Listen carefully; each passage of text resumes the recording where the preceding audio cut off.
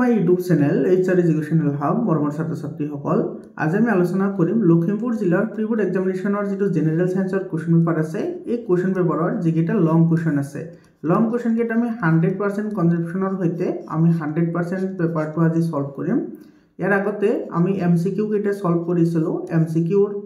ভিডিওৰ যেটো লিংক আছে হেতু মই গ্ৰুপত দি দিম তোমালোকে গ্ৰুপত জয়েন হোৱা কমেন্ট সেকশনত মই পিন কৰি WhatsApp গ্ৰুপৰ লিংক দি দিম মৰমৰ ছাত্ৰ ছাত্ৰীসকল তোমালোকৰ যদি সলিউশনৰ PDF ফাইল লাগে যিকেইটা লং কোৱেশ্চন আছে তোমালোকে লং কোৱেশ্চনৰ PDF পাই যাবা মই পাৰ্সোনাল WhatsApp নম্বৰ দি দিম তোমালোকে তাতে লৈ লবা নহলে মই গ্ৰুপতো শেয়াৰ কৰিম তোমালোকে তাতে চাই লবা মৰমৰ ছাত্ৰ ছাত্ৰীসকল এই লখিমপুৰ জিলাৰ যেটো কোৱেশ্চন পেপাৰ আছে সেই কোৱেশ্চন পেপাৰটো তোমাৰ 100% স্ট্যান্ডাৰ্ড এটা কোৱেশ্চন পেপাৰ হয় এই কোৱেশ্চন পেপাৰটোৰ যিকেইটা লং কোৱেশ্চন আছে সেইকেইটা সলিউশন কৰিলে তোমাৰ 100% বুকটো ৰিকল হৈ যাব তাৰ মানে আমাৰ এই চেপ্টাৰ এই যেটো কোৱেশ্চন পেপাৰ আছে সেই কোৱেশ্চন পেপাৰটো সলিউশন কৰা মানে আমাৰ কিতাপখন ৰিভিজন হোৱা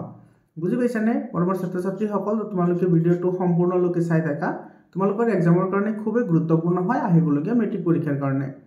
তো সোয়া এতে আমাৰ এই MCQ কেইটা মই 100% কনসেপচন হতে তোমালোকক বুজাবলৈ চেষ্টা কৰিছো তোমালোকে এই ভিডিওটোৰ লিংক পাই যাবা তোমালোকে MCQ খিনিও চাবা বহুত স্ট্যান্ডাৰ্ড কোৱেশ্চন পেপাৰ হয় এই কোৱেশ্চন পেপাৰ তুমি 100% সলভ কৰিলে তোমাৰ গোটেই কিতাপখন ৰিকল হৈ যাব গতিকে তোমালোকে ভিডিওটো শেষলৈকে চাই থাকিবা আৰু তোমালোকৰ কোনোবাটো টপিকত যদি ডাউট থাকে তোমালোকে কমেন্ট কৰি জনাবা আৰু কোনটো কোৱেশ্চন পেপাৰৰ লং কোৱেশ্চন সলিউশন লাগে তোমালোকে হেইটো কমেন্ট কৰি জনাবা মই তোমালোকক হেল্প কৰিম এটা সব 45 লৈ আমাৰ কৰা হৈছিল যেটো পাৰ্ট বি আছে অৰ্থাৎ তোমাৰ 46 আছে আমি তাৰে পৰা আৰম্ভ কৰিম এতে সব 46 নম্বৰ কোৱেশ্চনটো কি কৈছে কাৰণ দৰ্খোৱা তোমাৰ এ নম্বৰ প্ৰশ্ন ইয়াতে 1+1 আছে সো 1 মাৰ্কৰ যিবোৰ কোৱেশ্চন আছে হেবোৰক তুমি ডাইৰেক্টলি আনসাৰ লিখিবা এবোৰত তোমাৰ ডেসক্ৰিপচন দিয়াৰ কোনো দৰকাৰ নাই ইয়াতে কি কৈছে সোৱা এ নম্বৰত কৈছে সাধাৰণতে বিযোজন বিক্ৰিয়াসমূহ হৈছে এটা তাপগ্ৰাহী বিক্ৰিয়া এতে সোৱা তোমাৰ তাপগ্ৰাহী বিক্ৰিয়া কাক বোলে হেতু তুমি যদি নাজানা তেতিয়াহলে তুমি এটোৰ আনসাৰ কেনেকৈ কৰিবা তো তাপগ্ৰাহী বিক্ৰিয়া হেবোৰক কোৱা হয় যিবোৰ ৰাসায়নিক বিক্ৰিয়াটো সংঘটিত হওঁতে তোমাৰ তাপ শোষণ কৰে তাপ কি কৰে শোষণ কৰে হেবোৰক আমি কি বুলি কও তাপগ্ৰাহী বিক্ৰিয়া বুলি কও আৰু যিবোৰ ৰাসায়নিক বিক্ৰিয়াত বিক্ৰিয়াজাত পদাৰ্থ উৎপন্ন হোৱাৰ লগতে তাপ বৰ্জন হয় হেবোৰক আমি কি বুলি কও তাপবৰ্জী ৰাসায়নিক বিক্ৰিয়া বুলি কও তো যিবোৰ বিযোজন বিক্ৰিয়া আছে বিযোজন বিক্ৰিয়াসমূহ সংঘটিত হ'বলৈ হলে তাপৰ প্ৰয়োজন হয় সেই কাৰণে বিযোজন বিক্ৰিয়াবোৰক তাপগ্ৰাহী বিক্ৰিয়া বুলিও কোৱা হয় বুজি পালানে তুমি এইখিনি লিখিবা যে বিযোজন বিক্ৰিয়া সংঘটিত হ'বলৈ হলে তাপৰ প্ৰয়োজন হয় সেইভাবে বিযোজন বিক্ৰিয়াসমূহক তাপগ্ৰাহী বিক্ৰিয়া বুলি কোৱা হয় ইয়াৰ পিছত 2 নম্বৰ প্ৰশ্নটো বি নম্বৰ আছে এটো চিপছ প্ৰস্তুত কৰোতে সাধাৰণতে চিপছৰ পেকেটবোৰৰ ভিতৰত নাইট্ৰজেন গেছ ভৰোৱা হয় কি এটো কাৰণ লিখিব লাগে সোয়া যেটো আমাৰ চিপছ পেকেট আছে হেতুত খাদ্যবস্তু আছে আৰু সেই খাদ্যবস্তু যদি অক্সিজেন যোগ হয় অক্সিজেন যোগ হোৱা মানে কি হয় জাৰণ ঘটা তো জাৰণ ঘটিলে তোমাৰ খাদ্যবস্তু কি হয় দুৰ্গন্ধ হয় অৰ্থাৎ খাদ্যবস্তুৰ যেটো সোৱাদ আছে হেতু নোহোৱা হৈ যায় তো তোমাৰ এন্টি অক্সিডেন্ট হিচাপে অৰ্থাৎ প্ৰতিজাৰক পদাৰ্থ হিচাপে কি ইউজ কৰা হয় নাইট্ৰজেন গেছটো ভৰোৱা হয় আৰু এই নাইট্ৰজেনে তোমাৰ কি কৰে অক্সিজেন যোগ হোৱাৰ পৰা বচাই ৰাখে যাৰ ফলত খাদ্যবস্তুখিনি ভালে থাকে বুজি পাইছানে মৰমৰ ছাত্ৰ ছাত্ৰীসকল তোমালোকৰ যেটো দুৰ্গন্ধিতা আৰু ক্ষয় ভৱন দুটা একেলগে দি আছে তোমালোকৰ বুকত ধুনিয়াকে তোমালোকে কিন্তু এই দুটা পাৰ্ট স্কিপ কৰিব নোৱাৰা বহুত ইম্পৰ্টেন্ট হয় আৰু তোমালোকৰ কাৰণে মই প্ৰতিটো চেপ্টাৰৰে ওপৰত চেপ্টাৰ ওয়াইজ এনালাইসিস ভিডিও বনাইছো তোমালোকৰ কেনেকুৱা ধৰণৰ কোৱেশ্চন মেট্ৰিক পৰীক্ষাত আহিব পাৰে যেহেতু মই তোমাৰ এই বছৰৰ 24টা জিলাৰ প্ৰি বোৰ্ড এক্সামিনেশ্যনৰ কোৱেশ্চন পেপাৰ সলভ কৰিছো আৰু 14টা জিলাৰ ম্যাথমেটিক্সৰ কোৱেশ্চন পেপাৰ সলভ কৰিছো তো তোমালোকে যদি ভিডিওবোৰ চোৱা নাই ভিডিওবোৰ চাই লবা বহুত ইম্পৰ্টেন্ট হয় তুমি বুজি পালানে চিপছৰ পেকেটবোৰত কিয় নাইট্ৰজেন গেছ ভৰোৱা হয় কাৰণ তোমাৰ যাতে খাদ্যবস্তুবোৰৰ কি ঘটিব নোৱাৰে জাৰণ ঘটিব নোৱাৰে অৰ্থাৎ চিপছৰ পেকেটত যিখিনি খাদ্যবস্তু আছে এইখিনি যাতে জাৰণ ঘটিব নোৱাৰে তাৰ কাৰণে কি কৰা হয় নাইট্ৰজেনটো ব্যৱহাৰ কৰা হয় এটা প্ৰতিজাৰক পদাৰ্থ হিচাপে অৰ্থাৎ নাইট্ৰজেনে তোমাৰ অক্সিজেনক কি কৰে বিক্ৰিয়াৰ পৰা আঁতৰত ৰাখে বা দূৰত ৰাখে বুজি পালানে ইয়াৰ পিছৰ প্ৰশ্নটো 47 নম্বৰ প্ৰশ্নটো তোমাৰ কি কৈছে তুমি বুজি পাব লাগিব এটো 100% কনসেপচুৱেল কোৱেশ্চন হয় কোনে এটা কোৱেশ্চনে তোমাৰ ডাইৰেক্টলি কাহ নাই গুটেখিনি কোৱেশ্চন পেপাৰে তোমাৰ কনসেপচুৱেল হয় এৰ যিখিনি MCQ আছে MCQ খিনিও কনসেপচুৱেল হয় আৰু এটো কনসেপচুৱেল হয় ডেসক্ৰিপচন টাইপ কোৱেশ্চন খিনিও এতে কি কৈছে বন্ধুৰ হৈতে অৰুণে ঘৰত খেলি থাকোতে হঠাতে মৌমাখি এঠাই তেওঁৰ হাতত বিন্দিলে যাৰ বাবে তেওঁৰ বন্ধুৰ হাতখন বহুত বিষাইছিল অৰুণৰ মাকে পাকঘৰৰ পৰা পেষ্ট বনাই দিয়া বিন্দা হাত লগালে যাৰ ফলত অৰুণৰ বন্ধুৱে হাতৰ বিষৰ পৰা সকাবলে এতিয়া তুমি আনসাৰ কৰিব লাগে সোৱা অৰুণৰ বন্ধুৰ হাতৰ বিষৰ বাবে দায়ী ৰাসায়নিক পদাৰ্থটো কি এইটো চা আমাৰ যেটো মৌমাখি আছে মৌমাখিয়ে কামুৰিলে আমাৰ কি গেছ কি এসিড নিহৰণ হয় হেতু হৈছে তোমাৰ ফৰ্মিক এসিড হয়নে হেতু হৈছে কি ফৰ্মিক এসিড হয়নে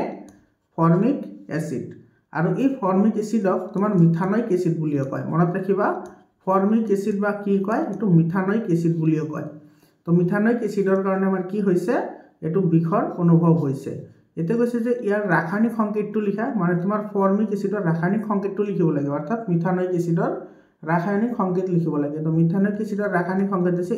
HCOOH এটা তোমাৰ কাৰ্বক্সিলিক যৌগ হয় তোমালোকে যদি চেপ্টাৰ 4 টো যদি ভালদৰে পঢ়া নাই তোমালোকে কোনটো টপিক চাব লাগিব মোৰ অলৰেডি ভিডিও আপলোড কৰা আছে তোমালোকে চাই লবা এটো কাৰ্বক্সিলিক যৌগ হয় ফৰ্মিক এসিড এটো মিথানয়িক এসিড বুলি কোৱা হয় বি নম্বৰত কি কৈছে সা বিষটো কেনেকৈ উপশম হল আৰু কিয় এতে সা বিষটো কেনেকৈ উপশম হল মানে তোমাৰ কি হল নিউট্ৰেল হল কেনেকৈ তোমাৰ সা যেটো পাকঘৰৰ কথা কৈছে অৰ্থাৎ এটা আমাৰ কি ইউজ কৰা হৈছে সোডিয়াম হাইড্ৰোজেন কাৰ্বনেট অৰ্থাৎ বেকিং সোডাই তোমাৰ কি কৰিব পাৰে এটো তোমাৰ যেটো তীব্ৰ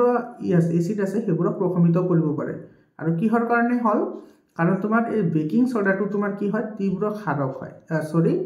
মৃদু ক্ষাৰক হয় তো মৃদু যেহেতু ক্ষাৰক হয় গতিকে ইয়ে তোমাৰ কি কৰিব পাৰে যেটো তোমাৰ মৃদু এসিড আছে হেবোৰক উপশম কৰাত সহায় কৰে নিউট্ৰেল কৰাত সহায় কৰে বুজি পাইছানে তো এটোৰ आंसर আমাৰ হৈ গল ইয়াৰ পিছত তোমাৰ 48 নম্বৰ কোৱেশ্চনটো চোৱা তো বহুত ইম্পৰ্টেন্ট কোৱেশ্চন হয় এটা ইয়াতে কি কৈছে চোৱা ববিতাই বিদ্যালয়ৰ বিজ্ঞান পৰীক্ষাগাৰৰ এটা পৰীক্ষা সম্পন্ন কৰিলে পৰীক্ষা সম্পন্ন কৰাৰ পিছত তাই গোটেই শ্ৰেণীটো বুজাই দিলে যে এটা জিলিকি থকা ধাতু এতে স্যাৰ ধাতুটো কি কৰি আছে জিলিকি আছে এটো জ্বলালেই এটো চকু সাত মাৰি ধৰা বগা শিখা এটা কি হয় উৎপন্ন হয় আৰু বগা পাউডাৰলৈ কি হয় পৰিৱৰ্তন হয় এতে বগা পাউডাৰৰ কথা কৈ আছে সো বগা পাউডাৰ কোনটো হয় এটো ম্যাগনেসিয়াম অক্সাইড হয় যেটো তোমাৰ কি হয় ম্যাগনেসিয়ামটো দহন কৰাৰ ফলতে কি হয় উৎপন্ন হয় অৰ্থাৎ এটো ম্যাগনেসিয়ামে যেতিয়া তোমাৰ অক্সিজেনৰ লগত ৰিঅ্যাকশন কৰে এই ৰিঅ্যাকশন কৰাৰ ফলত এটো সংযোজন বিক্ৰিয়া ঘটি ম্যাগনেসিয়াম অক্সাইড উৎপন্ন হয় আৰু এটো তোমাৰ কি হয় যেতিয়া ম্যাগনেসিয়ামৰ ফিটাৰডাল জ্বলোৱা হয় তেতিয়া তোমাৰ কি হয় বগা শিখা উৎপন্ন হয় তাৰ লগতে তোমাৰ এই বগা ম্যাগনেসিয়াম অক্সাইডৰ অৱশেষ উৎপন্ন হয় এটা প্ৰশ্ন কেইটা চোৱা আইডেন্টিফাই M and N মানে M আৰু N ক চিনাক্ত কৰা তো তোমাৰ M টো হ'ব ম্যাগনেসিয়াম ধাতু M হ'ব ম্যাগনেসিয়াম ধাতু আৰু N হ'ব কি N হ'ব ম্যাগনেসিয়াম অক্সাইড বুজি পালানে ইয়াৰ পিছত তোমাৰ বি নম্বৰটোত কি কৈছে ওপৰৰ দুটা বিক্ৰিয়াটো দেখুৱাই এটা সন্তুলিত ৰাসায়নিক সমীকৰণ লিখা তো ইয়াতে তুমি লিখিবা ম্যাগনেসিয়ামটো তোমাৰ ধাতু হয় অৰ্থাৎ সলিড হ'ব অক্সিজেনটো গেছ হয় গতিকে এটো G হ'ব আৰু আমাৰ ফৰ্মেশন হৈছে কি ম্যাগনেসিয়াম অক্সাইড এটো সলিড হ'ব যেহেতু অৱশেষ হয় তো তোমাৰ এই ম্যাগনেসিয়ামটো ইয়াতে এটা আছে ইয়াতে তো ম্যাগনেসিয়াম এটা আছে তো ম্যাগনেসিয়ামটো বৰাবৰ আছে কিন্তু অক্সিজেন ইয়াতে এটা আছে কিন্তু ইয়াতে দুটা আছে গতিকে তুমি ইয়াতে 2 দিব লাগিব 2 দিয়াৰ লগে লগে ইয়াতে ম্যাগনেসিয়ামও দুটা হৈ গল অৰ্থাৎ ইয়াতে তোমাৰ ম্যাগনেসিয়ামৰ আগত 2 দিব লাগিব তো এটো হৈছে আমাৰ সম্পূৰ্ণ সন্তুলিত ৰাসায়নিক সমীকৰণ মৰমৰ ছাত্ৰ-ছাত্ৰী সকল তোমালোকে এটা কথা মনত ৰাখিবা যদি সন্তুলিত ৰাসায়নিক সমীকৰণ লিখিবলৈ কয় তোমালোকে কিন্তু এই অৱস্থাকেইটা লিখাটো বাঞ্ছনীয় তুমি লিখিবই লাগিব অৱস্থাটো তো অৱস্থা যদি নিলিখা তেতিয়াহলে তোমাৰ ইয়াতে মাৰ্কটো ডিক্ৰিজ হ'ব মানে মাৰ্ক কমিব এৰ পিছত সি নম্বৰ প্ৰশ্নটো চোৱা সি নম্বৰ প্ৰশ্নটোত কি কৈছে ববিতাই উল্লেখ কৰিছে যে M ধাতুৰ জাৰণ হ'ব M ধাতু M টো কি আছিল আমাৰ ম্যাগনেসিয়াম আছিল তো ম্যাগনেসিয়ামৰ জাৰণ মানে কি অক্সিজেন যোগ হোৱা জাৰণ মানে হৈছে অক্সিজেন যোগ হোৱা তো অক্সিজেন যোগ হৈ কি উৎপন্ন কৰে ম্যাগনেসিয়াম অক্সাইড উৎপন্ন কৰে এতে অক্সিজেন যোগ হয় তাইৰ বক্তব্যৰ সমৰ্থনত যুক্তি আগবঢ়োৱা তো তোমাৰ কি হ'ব তুমি এটোৰ आंसर এনেদৰে লিখিবা ববিতা শুদ্ধ কি লিখিবা ববিতা শুদ্ধ মানে ববিতা যেটো কথা কৈছে সেই কথাটো সঁচা ইয়াতে তুমি কাৰণ লিখিব লাগিব কাৰণ কাৰণটো দিবলৈ দিছে না তো কাৰণ তোমাৰ যেতিয়া তুমি এনেকৈ লিখিবা যেতিয়া বিক্ৰিয়ক পদাৰ্থ এটাই অক্সিজেন লাভ কৰে তেতিয়া তাক কি বুলি কোৱা হয় জাৰণ হোৱা বুলি কোৱা হয় তো এটোৰ আমাৰ आंसर হৈ যাব ইয়াৰ পিছৰ প্ৰশ্নটো চোৱা 49 নম্বৰ কোৱেশ্চন ইয়াতে কি কৈছে ভিনেগাৰ যাক কেতিয়াবা এটো ডিস্টিলড বা স্প্ৰিট ভিনেগাৰ বুলি কোৱা হয় হাজাৰ হাজাৰ বছৰ ধৰি বিশ্বৰ সকলো ঘৰৰে প্ৰয়োজনীয় সামগ্ৰী হিচাপে ব্যৱহাৰ কৰি আহিছে এই তৰল পদাৰ্থক চাফাই বাগিচা সংৰক্ষক দ্ৰব্য বা ৰন্ধা বঢ়াতো ব্যৱহাৰ কৰা হয় আনকি ইয়াৰ ঔষধি প্ৰয়োগও আছে এই নম্বৰ প্ৰশ্নটো কি কৈছে চোৱা ভিনেগাৰত থকা ৰাসায়নিক পদাৰ্থটোৰ নাম কি আৰু সংকেত কি এতিয়া চোৱা ভিনেগাৰ হৈছে তোমাৰ এচিটিক এচিডৰ এটা উপাদান আৰু কিমান পাৰ্চেণ্ট থাকে 5 to 8% এটা উপাদান থাকে ঠিক আছে সেই এচিডটোৰ আৰু সেই এচিডটোৰ নাম কি মানে সেই ৰাসায়নিক পদাৰ্থটোৰ নাম কি হ'ব ৰাসায়নিক পদাৰ্থটোৰ নাম হ'ব তোমাৰ এচিটিক এচিড এটা হ'ব এচিটিক এচিড সেই ৰাসায়নিক পদাৰ্থটোৰ নাম আৰু সেইটো তোমাৰ কি লিখিব দিছে সংকেত লিখিব দিছে তো এচিটিক এচিডৰ যেটো সংকেত এচিটিক এচিডৰ সংকেত কি হ'ব এটো হ'ব তোমাৰ CH3COOH এটো হৈছে তোমাৰ এচিটিক এচিড CH3COOH এটো এটা কাৰ্বক্সিলিক যৌগ হয় তো এটো আমাৰ হৈ গল বি নম্বৰ প্ৰশ্নটো চোৱা বি নম্বৰ প্ৰশ্নটো কি কৈছে এটো ভিনেগাৰত থকা পদাৰ্থবিধক কিয় গ্লেচিয়েল এচিটিক এচিড নামেৰে জনা যায় এটা চা গ্লেচিয়েল এচিটিক এচিড তোমালোকে এটা নাম শুনিয়ে ক'ব পাৰিছা গ্লেচিয়েল মানে কি তোমাৰ বৰফবোৰ যে গলি যায় হেতু হৈছে গ্লেচিয়েল বুলি কয় হে বৰফ হয়নে তাৰ মানে তোমাৰ যেটো ভিনেগাৰত যেটো ৰাসায়নিক পদাৰ্থ থাকে হেতুৰ নাম হৈছে এচিটিক এচিড তো তোমাৰ এটো এনেকে লিখিবা এচিটিক এচিড তোমাৰ অলপমান তাপ কমিলে তাৰ মানে তোমাৰ যদি ঠাণ্ডা অৱস্থাত থাকে ঠাণ্ডা অৱস্থাত থাকিলে বা আহিলে তোমাৰ এটো কি হয় বৰফলৈ পৰিৱৰ্তন হয় এটো বৰফলৈ পৰিৱৰ্তন হয় সেই কাৰণে ইয়াকে তোমাৰ কি বুলি কয় গ্লেচিয়েল এচিটিক এচিড বুলিও কোৱা হয় মানে এটো তোমাৰ যদি 10 ডিগ্ৰী সেলসিয়াস টেম্পাৰেচাৰত আহি যায় তেতিয়া হলে এটো তোমাৰ কি হয় বৰফলৈ পৰিৱৰ্তন হয় অৰ্থাৎ তোমাৰ এটো কি কৰে গোটা মাৰে আৰু আমাৰ যেটো নৰমাল টেম্পাৰেচাৰ হেতু তোমাৰ কি থাকে 20 to 27 ডিগ্ৰী সেলসিয়াস থাকে আমাৰ এটমস্ফিয়াৰৰ যেটো টেম্পাৰেচাৰ 20 পৰা 27 ডিগ্ৰী সেলসিয়াসত থাকে তো ইয়াৰ পৰা কমি হে যদি 10 ডিগ্ৰী সেলসিয়াস হয় তেতিয়া হলে এটো তোমাৰ কি হয় বৰফলৈ পৰিৱৰ্তন হয় অৰ্থাৎ তোমাৰ গোটা মাৰে সেই কাৰণে তোমাৰ গ্লেচিয়েল যেটো এচিড আছে অৰ্থাৎ তোমাৰ যেটো এচিটিক এচিড আছে হেতু তোমাৰ গ্লেচিয়েল এচিড বুলিও কোৱা হয় ইয়াৰ পিছৰ প্ৰশ্নটো চোৱা সি নম্বৰ কোৱেশ্চনটো চোৱা সি নম্বৰ কোৱেশ্চনে কি কৈছে এজন শিক্ষকে এষ্টাৰ যৌগ গঠন প্ৰক্ৰিয়াটো প্ৰদৰ্শন কৰিছিল তাৰ পিছত এষ্টাৰক ক্ষাৰকীয় সোডিয়াম হাইড্ৰক্সাইডৰ লগত বিক্ৰিয়া ঘটাইছিল এই প্ৰক্ৰিয়াটোৰ নাম কি আৰু কিয় এই নাম দিয়া হৈছে মৰমৰ ছাত্ৰ-ছাত্ৰী সকল তোমালোকৰ এটো লাষ্টৰ পাৰ্টত আছে যেটো তোমাৰ ই যৌগ আছে কাৰ্বন আৰু তাৰ যৌগবোৰ হেতু একেবাৰে লাষ্টৰ পাৰ্টৰ এই কোৱেশ্চনটো হয় বহুত ইম্পৰ্টেন্ট এটা কোৱেশ্চন হয় এটা সব প্ৰথমতে এষ্টাৰ যৌগ তুমি এষ্টাৰ যৌগটো গঠন হয় কেনেকৈ হেতু তুমি জানিব লাগিব সো যেতিয়া তোমাৰ কি হয়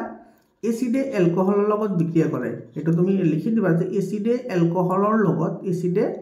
যে তোমাৰ এলকহলৰ লগত বিক্ৰিয়া কৰে তেতিয়া তোমাৰ কি হয় এষ্টাৰ যৌগ গঠন হয় ঠিক আছে তো এচিড যেতিয়া তোমাৰ এষ্টাৰ যৌগ এলকহলৰ লগত বিক্ৰিয়া কৰি এষ্টাৰ যৌগটো যেতিয়া গঠন হ'ব হেতুক আমি কি বুলি কও এষ্টাৰিফিকেশন ৰিঅ্যাকশন বুলি কও হেতুক আমি কি কও এষ্টাৰিভৱন বিক্ৰিয়া এটো কোৱা হয় এষ্টাৰিভৱন বিক্ৰিয়া বুলি কোৱা হয় এটো চা তোমালোকে কিন্তু কনফিউজ নহবা দে মই এইখিনি মানে তোমালোকক বুজাৰ কাৰণে কৈছো সা এচিডে এলকহলৰ লগত বিক্ৰিয়া কৰি যেটো এষ্টাৰ যৌগ গঠন কৰে হেতুক এষ্টাৰিভৱন বিক্ৰিয়া বুলি কোৱা হয় আৰু তাৰ পিছত যিখিনি কৈছে সা ক্ষাৰকীয় সোডিয়াম হাইড্ৰক্সাইডৰ লগত যেতিয়া বিক্ৰিয়া কৰোৱা হয় মানে যেটো এষ্টাৰ যৌগ আছে সেই এষ্টাৰ যৌগ যেতিয়া তোমাৰ সোডিয়াম হাইড্ৰক্সাইডৰ লগত বিক্ৰিয়া ঘটোৱা হ'ব তেতিয়া তোমাৰ কি হ'ব এটো পুনৰ এলকহল পুনৰ তোমাৰ কি হ'ব এলকহল আৰু তোমাৰ কাৰ্বক্সিলিক এচিডলৈ পৰিৱৰ্তন হৈ যাব কাৰ্বক্সিলিক এচিডলৈ পৰিৱৰ্তন হয় আৰু তোমাৰ এই যেটো বিক্ৰিয়া সেই বিক্ৰিয়াটোক তোমাৰ কি বুলি কোৱা হয় সাৱনিভৱন বিক্ৰিয়া বুলি কোৱা হয় এই বিক্ৰিয়াটোক কি বুলি কোৱা হয় সাৱনিভৱন বিক্ৰিয়া বুলি কোৱা হয় অৰ্থাৎ সেপনিফিকেশন বিক্ৰিয়া বুলি কোৱা হয় এটো সেপনিফিকেশন ৰিঅ্যাকশন বুলি কোৱা হয় আৰু কিহৰ কাৰণে সেপনিফিকেশন ৰিঅ্যাকশন কোৱা হয় কাৰণ এই যেটো বিক্ৰিয়া মানে এষ্টাৰ যৌগক সোডিয়াম হাইড্ৰক্সাইডৰ লগত বিক্ৰিয়া ঘটাই এলকহল আৰু কাৰ্বক্সিলিক যৌগলৈ পৰিৱৰ্তন কৰা হয় এই বিক্ৰিয়াটো তোমাৰ সাবুন উৎপাদনত ব্যৱহাৰ কৰা হয় কি উৎপাদনত সাবুন উৎপাদনত ব্যৱহাৰ কৰা হয় সেই কাৰণে এটো তোমাৰ কি বুলি কোৱা হয় সেপনিফিকেশন ৰিঅ্যাকশন বা সাৱনিভৱন বিক্ৰিয়া বুলি কোৱা হয় বুজি পালানে মৰমৰ ছাত্ৰ-ছাত্ৰী সকল এটোৰ লগত ৰিলেটেড তুমি আৰু কেইটামান কথা মনত ৰাখিব লাগিব এটা হৈছে তোমাৰ যোগাত্মক বিক্ৰিয়া মানে হাইড্ৰকাৰ্বনৰ যোগাত্মক বিক্ৰিয়া আৰু এটা আছে তোমাৰ যেটো তোমাৰ কি হয় প্ৰতিস্থাপন বিক্ৰিয়া এই দুটা কথা তুমি মনত ৰাখিব লাগিব বহুত ইম্পৰ্টেন্ট হয় প্ৰতিস্থাপন বিক্ৰিয়া কি আৰু যোগাত্মক বিক্ৰিয়া কি এৰ পিছৰ প্ৰশ্নটো চোৱা এটো 50 এ নম্বৰ প্ৰশ্নটো কি কৈছে চোৱা একে বৰ্গৰ অন্তৰ্গত মৌলবোৰৰ ধৰ্ম একে এটো সব বৰ্গৰ মৌলবোৰৰ ধৰ্ম একে থাকে কিন্তু পৰ্যায়ৰ মৌলবোৰৰ ধৰ্ম কি হয় বেলেগ বেলেগ হয় কিহৰ কাৰণে হয় এটো চা আধুনিক পৰ্যাবৃত্ত তালিকাৰ ফালৰ পৰা যদি আমি চাবলৈ যাও তেতিয়া হলে মৌলবোৰৰ ধৰ্ম হেইবোৰৰে একে হ'ব যিবোৰৰ তোমাৰ কি থাকিব যোজ্যতা সেম থাকিব যোজ্যতা কি থাকিব সেম অৰ্থাৎ যোজ্যতা একে থাকিলে তাৰ ৰাসায়নিক ধৰ্মবোৰ কি হয় একে হয় অর্থাৎ তোমার বর্গ এটাত আমি সকলে জানো বর্গ এটাত যোজ্যতা একে থাকে বর্গ এটাত যোজ্যতা কি থাকে একে থাকে সেইকাৰণে ৰাসায়নিক ধৰ্ম একে থাকে আৰু পৰ্যায় এটাত তোমাৰ কি হয় যোজ্যতা সলনি হয় পৰ্যায় এটাত কি হয় যোজ্যতা সলনি হয় সেইকাৰণে তোমাৰ কি হয় ৰাসায়নিক ধৰ্মবোৰ পৰিৱৰ্তন হয় এক মাৰ্কৰ কোৱেশ্চন হয় এখিনি লিখিলে সাফিচিয়েন্ট হয় ইয়াৰ পিছৰ প্ৰশ্নটো চোৱা বি নম্বৰ প্ৰশ্নটো তোমাৰ কি কৈছে ইয়াতে তিনিটা মৌল x y আৰু z ইয়াতে চোৱা x ৰ পাৰমাণবিক যেটো ক্ৰমাঙ্ক হেতু দি আছে 40.1 তাৰ পিছত y ৰ দি আছে 87.6 আৰু z ৰ দি আছে 137.3 এই মৌলকিটাই ট্ৰাইড গঠন কৰিবনে তোমাৰ উত্তৰৰ সপক্ষে যুক্তি আগবঢ়োৱা তুমি যুক্তি দিব লাগিব ইয়াতে চোৱা এই প্ৰশ্নটোৰ এনসাৰ লিখিবলৈ হলে সৰ্বপ্ৰথমতে তুমি ট্ৰাইডৰ যেটো ডেফিনিশন আছে সেই ডেফিনিশনটো লিখিব লাগিব তো তুমি প্ৰথমতে এনেকৈ লিখি লবা যে ট্ৰাইড হৈছে তিনিটা মৌল সিহঁতৰ পাৰমাণবিক ভৰৰ বৰ্ধিত ক্ৰমত সজালে প্ৰথম মৌল আৰু তোমাৰ তৃতীয় মৌলৰ পাৰমাণবিক ভৰৰ গড় মান মাজৰটোৰ পাৰমাণবিক ভৰৰ সমান হয় এটো হৈছে তোমাৰ ডবাৰিনাৰ যেটো ট্ৰাইড আছিল সেই ট্ৰাইডৰ ডেফিনিশন তুমি এটো লিখি লবা তাৰ পিছত লিখিবা কি গতিকে তোমাৰ কি হ'ব এটো y = কি হ'ব x ৰ পাৰমাণবিক ভৰ প্লাস z ৰ পাৰমাণবিক ভৰ ডিভাইডেড বাই 2 এটা তোমাৰ x ৰ পাৰমাণবিক ভৰ কিমান আছে x ৰ পাৰমাণবিক ভৰ আছে 40.1 আৰু তোমাৰ এটো z ৰ পাৰমাণবিক ভৰ আছে 137.3 ডিভাইডেড বাই 2 এটো প্লাস কৰিলে কিমান হ'ব 137.3 আৰু ইফালে আছে তোমাৰ 40.1 এটো হলে 4771 আৰু ইফালে আহিব পয়েন্ট অৰ্থাৎ এটো হল তোমাৰ 177.4 ডিভাইডেড বাই 2 এটা তুমি কৰা